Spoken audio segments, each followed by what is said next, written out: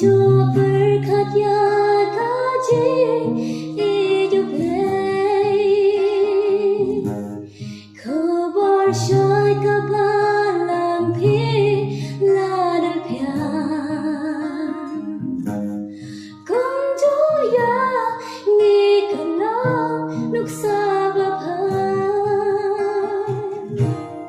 tobas kanya katakan Bapadon Bauno uno ruum yoyakan Kabasnya kolor bapa donado menshwa tuat ai baon shino yakan Kibangit halau try kan ra Hado jingit bas kami laban ba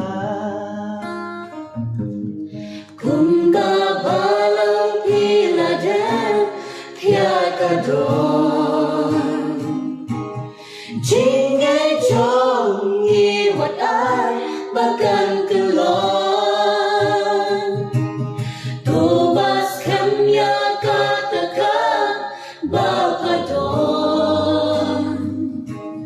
Bauno uno ruum yoyakan Kabasnya kodor bapa donadu menshwa Kuat ai baon shino yakan Jinghikai utrai tongin dabasken Daga jingguai hau tongin den Baon om shim ya kaeng bayidon Jing iu blenya barshi jinglo Tobas kanya kataka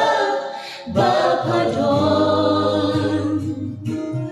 Bauno uno ruum yoyakan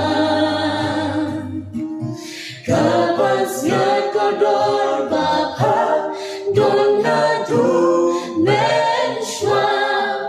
tuat ai baon shino yakan Tuat ai baon shimno yakan